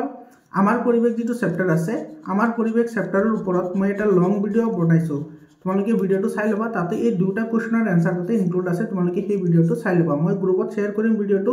তোমালোকে গ্ৰুপত জয়েন হৈ লোৱা এৰ পিছত অৰ যেটো প্ৰশ্ন আছে চোৱা অৰ প্ৰশ্নটো তোমাৰ কি কৈছে অৰ প্ৰশ্নটো হেতু আমি যেতিয়া কোনো এটা পৰ্যটন স্থললৈ যাও তেতিয়া দেখা পাও যে খালি খাদ্যৰ মোনা বা অন্যান্য আৱৰ্জনাৰ দম য'ত হিচৰিত হৈ থাকে যতে তত হিচৰিত হৈ থাকে আৰু এনে আৱৰ্জনা দম সৃষ্টি কৰাৰ কাৰণ কি হ'ব পাৰে কি কাৰণত এনে আৱৰ্জনা সৃষ্টি হয় এইবোৰৰ প্ৰভাৱ পৰিৱেশত কি হ'ব পাৰে বুলি তুমি ভাবা পৰিৱেশৰ ওপৰত ইয়াৰ প্ৰভাৱ কম কৰিবলৈ তুমি কি পৰামৰ্শ আগবঢ়াবা এতে চা তুমি নিজৰ ব্যক্তিগত হিচাপে তুমি কেনেকৈ পৰিৱেশ প্ৰদূষণ সুৰক্ষা কৰি ৰাখিবা সেই বিষয়ে তোমাৰ যেটো আমাৰ পৰিৱেশ চেপ্টাৰ আছে হেতুৰ ওপৰত মই অলৰেডি লং ভিডিও আপলোড কৰিছো এনেকৈ লিখা আছে তোমাৰ ইম্পৰ্টেন্ট লং ভিডিও এনেকৈ তোমাৰ ভিডিওৰ থাম্বনেল বনোৱা আছে মই গ্ৰুপত শেয়াৰ কৰিম তোমালোকে তাতে চাই লবা আৰু তোমাৰ আৱৰ্জনাৰ দমবোৰ কিয় সৃষ্টি হয় কাৰণ তোমাৰ যিবোৰ আৱৰ্জনা আছে ইয়াতে তোমাৰ প্লাষ্টিক আছে বা তোমাৰ খালি খাদ্যৰ মোনা এটো সমনা মানে প্লাষ্টিক হয় এই প্লাষ্টিকসমূহ তোমাৰ কি নহয় জীৱ নিম্নীকৰণ পদাৰ্থ নহয় তো জীৱ নিম্নীকৰণ পদাৰ্থ নহ'লে সেইবোৰ তোমাৰ কি নহয় জৈৱিক ক্ৰিয়াৰ দ্বাৰা বিযোজন নঘটে যাৰ ফলত তোমাৰ কি হয় এইবোৰ দম বান্ধি তেনেকৈ থাকি যায় ইয়াৰ প্ৰভাৱত আমাৰ কি হ'ব পাৰে ইয়াৰ প্ৰভাৱত তোমাৰ বিষাক্ত গেছ উৎপন্ন হ'ব পাৰে বিষাক্ত গেছ উৎপন্ন হ'ব পাৰে মাটিৰ উৰ্বৰতা নষ্ট হ'ব পাৰে হয়নে তো তুমি এনে ধৰণৰ কাৰণ লিখি দিবা গোটেইখিনি কিন্তু তোমাৰ হেতু লং কোৰ্স যেটো ভিডিও মই আলোচনা কৰিছো তাতে ইনক্লুড হৈ আছে তোমালোকে সেই ভিডিওটো চালে গম পাবা এটোৰ এনসাৰটো তোমাৰ তাতে আছে ঠিক আছে আৰু যেটো তোমাৰ 63 নম্বৰ যেটো কোৱেশ্চন আছে 2 মাৰ্কস আছে এজন সাধাৰণ ব্যক্তি হিচাপে বন আৰু বন্যপ্ৰাণীৰ ব্যৱস্থাপনাৰ দায়িত্ব লবা এই প্ৰশ্নটো তোমাৰ সেই ভিডিওটোত আছে তোমালোকে তাতে গলে এই ভিডিওটো চাই লবা ঠিক আছে মৰমৰ ছাত্ৰ-ছাত্ৰী সকল এইখিনি আছিল তোমাৰ লখিমপুৰ জিলাৰ যিকেইটা লং কোৱেশ্চন আছিল সেই লং কোৱেশ্চন কেইটা তোমালোকৰ ভিডিওটো কেনেকুৱা লাগিছে তোমালোকে কমেন্ট কৰি জনোৱা আৰু তোমালোকৰ কোনটো টপিকৰ ওপৰত ভিডিও লাগে তোমালোকে কমেন্ট কৰি জনাবা মই তোমালোকক বুজাবলৈ চেষ্টা কৰিম মৰমৰ ছাত্ৰ-ছাত্ৰী সকল মই তোমালোকক প্ৰথমতে কৈছিলো যে এই চেপ্টাৰটো সলিউশন কৰা মানে তোমাৰ গোটেই কিতাপখন মনত পেলোৱা ঠিক আছে তো তোমালোকে ভালদৰে ষ্টাডি কৰা বেষ্ট অফ লাক থাকিল আৰু কোনটো টপিকৰ ওপৰত তোমালোকৰ ভিডিও লাগে তোমালোকে কমেন্ট কৰি নিশ্চিতভাৱে জনাবা লাইক কৰিবা কমেন্ট কৰিবা আজিৰ কাৰণে এইখিনিয়ে ধন্যবাদ